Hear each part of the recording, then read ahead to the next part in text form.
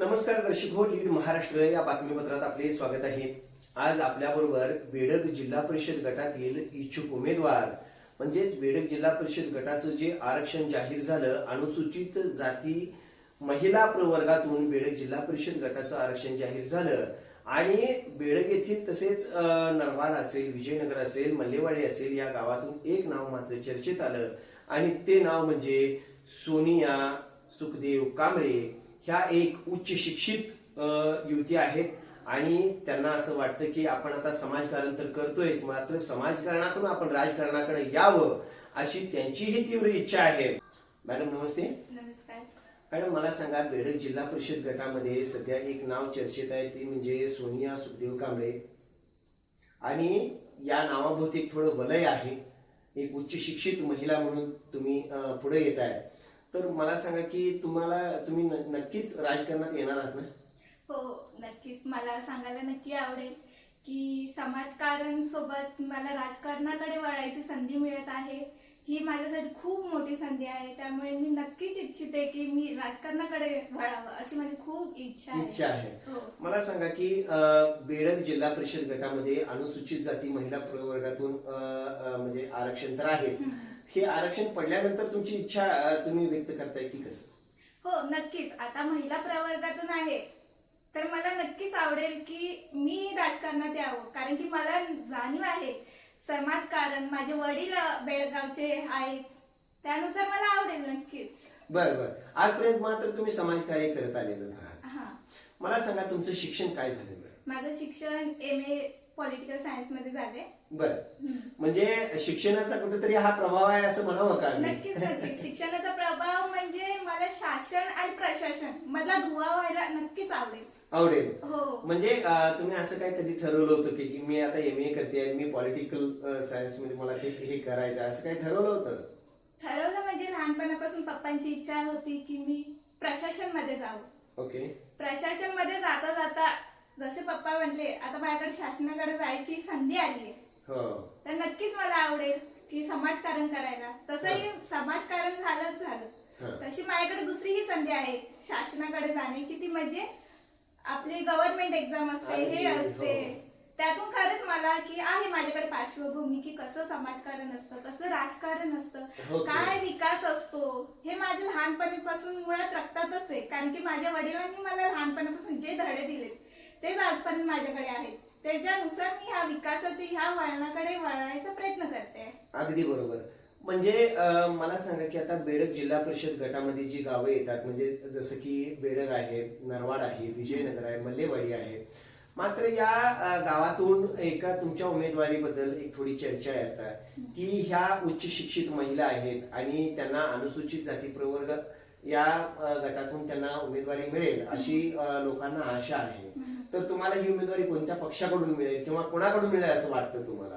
अच्छा, अशी इच्छा आहे की भाजपकडूनच मिळावं, ह्याचं कारणही आहे।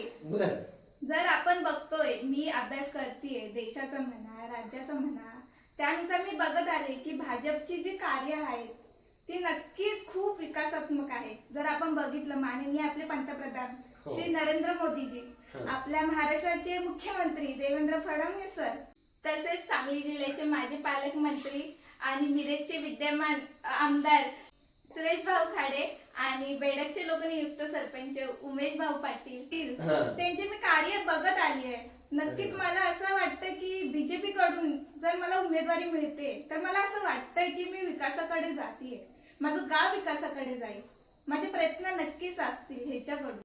म्हणजे आता आपल्याला कळालंच असेल की एक उच्च शिक्षित महिला यांचे विचार आपल्या गावाप्रती, समाजाप्रती काय असतात याचं अस्खलित उदाहरण म्हणून आपण सोनिया सुखदेव कांबळे यांच्याकडे पाहिलं पाहिजे। जे विकास पर्व आहे भाजपाचं ते अतिशय चांगलं आहे आणि मला त्याचा हिस्सा होण्यासाठी फार आवडेल। मॅडम मला सांगा की या सर्व बाबीतच आपण भाजपकडून इच्छुक तर आहातच, मात्र यासाठी काही उमेदवारीसाठी प्रयत्न केलेले आहेत का? मागणी अर्ज वगैरे तुम्ही केलाय पण? हो नक्की नक्की, मागणी आम्ही केली आहे माझ्या वडिलांकडून, माझ्या समाजाकडून होतीये मागणी, आणि माझी ही इच्छा आहे की व्हावं, माझ्या प्रयत्नाने यश मिळावं असं वाटतं तुम्हाला? हो नक्कीच वाटतं। भाजपनं बेडग जिल्हा परिषद गटामध्ये जो सध्या गेल्या 5 ते 7 वर्षामध्ये जो विकास केलेला आहे त्याबद्दल तुम्हाला काय वाटतं? नक्कीच आज आपण बघतोच आहे. मलाच काय सगळ्या कोणत्याही घरामध्ये जावा सगळे म्हणतील खूप छान विकास आहे. रोडचे काम बघा, सगळ्यांच्या घरोघरी एकच नाव असेल ते भाजपचे कार्य, तो विकास, तो माझ्या समाजाचा, माझ्या गावाचा विकास झालाय तो फक्त भाजपमुळे असं मलाही वाटतंय. कारण की विकास म्हणजे भाजप, म्हणजे विकास म्हणजे भाजप हेच विजन आज आपणाला सोनियाजींनी सांगितलेलं आहे. जर भाजपा या पक्षाकडून आपल्याला जर उमेदवारी मिळाली तर मला सांगा की तुमचे विजन काय असणार आहे? विजन मी थोडक्यात सांगू इच्छिते. मी आजपर्यंत बघत आली आहे महिला सक्षमीकरण, आजपर्यंत होतच आहे, पण मला त्या विकासाचा मला एक भाग व्हायचा. मी एक उच्च शिक्षित आहे तर मला माहिती आहे शिक्षणाचं महत्व काय असतं. माझ्या तळागाळातल्या लोकांना बेडग, विजयनगर, मल्लेवाडी, नरवाड, पण मला त्या विकासाचा भाग बनायचा आहे. नवीन काय करता येईल, नवीन काय माझ्या समाजासाठी म्हणा, मुलांसाठी म्हणा, महिलांसाठी म्हणा, विद्यार्थी वर्गासाठी म्हणा, मला खूप काही करायचंय. मी ऐकलंय असं की सांगली जिल्हा परिषदेचे अध्यक्ष माननीय प्राजक्ताताई कोरे यांच्या संकल्पनेतून आलेली ती मॉडेल स्कूल योजना एवढी सुंदर आणि एवढी छान आहे की त्याचा भाग होण्यासाठी मला खूप आवडेल, नक्कीच आवडेल. कारण की माझ्या अभ्यासानुसार ही योजना सांगली जिल्ह्यातून चालू झाली, ती आज राज्य देशापर्यंत पोहोचतीये आणि याचा भाग होण्याचं खरंच मला खूप आवडेल. फक्त मला साथ हवी ती एका पक्षाची, माझ्या विकास कामासाठी ती मिळाली ती नक्कीच माझ्याकडून खूप चांगले विकास होईल, खूप चांगले माझ्या विकासाकडे माझ्या गावाची प्रगती होईल, एवढंच मला म्हणायचं. अगदी बरोबर. आता महिला सबलीकरणामध्ये महिलांच्या हाताला रोजगार निर्मिती सुद्धा अपेक्षित आहे. लाडकी बहीण योजना जी भाजपची फार मोठी योजना आहे, त्या माध्यमातून महिलांचं सक्षमीकरण, सबलीकरण व्हायला लागलेलं आहे. मात्र त्यांच्या हाताला रोजगार निर्मितीसाठी आपण काय प्रयत्न? नक्की आपण महिलांसाठी बोलतो, आपली लाडकी बहीण योजना आहे, त्यामुळे महिला सक्षम होत आहे. त्या महिलेला मी अजून सक्षम करणार आहे. कारण की आपला काहीतरी समाजासाठी उपयोग झाला पाहिजे, काहीतरी समाजाचं देणं लागतो.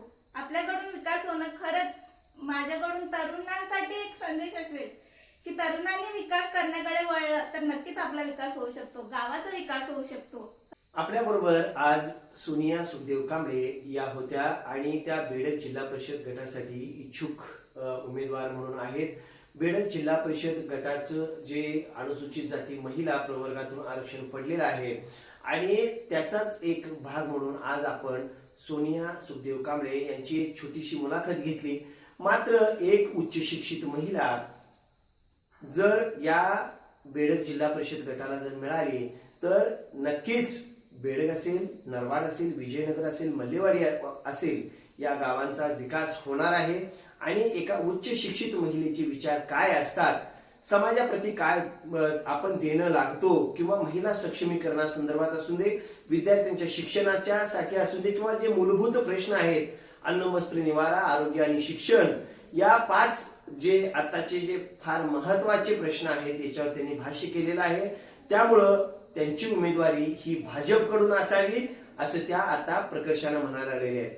मॅडम, आज आमच्या चॅनलला तुम्ही मुलाखत दिली त्याबद्दल धन्यवाद.